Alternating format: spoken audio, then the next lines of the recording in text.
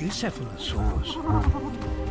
Bizarre creatures with thick, dome-shaped skulls. They prefer to feed on fruit and leaves. But now, they're forced to make do with roots and insects.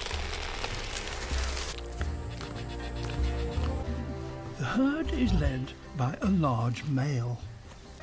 He keeps order, so everyone is able to search for food in peace. The young male is throwing his weight around. It's time for the dominant male to put him in his place or kick him out.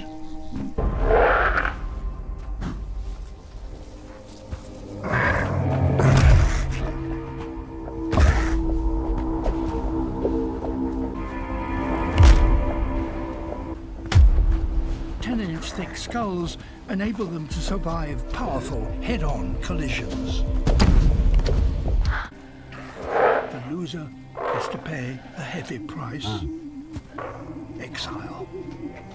Alone, it will be a struggle to fend for himself.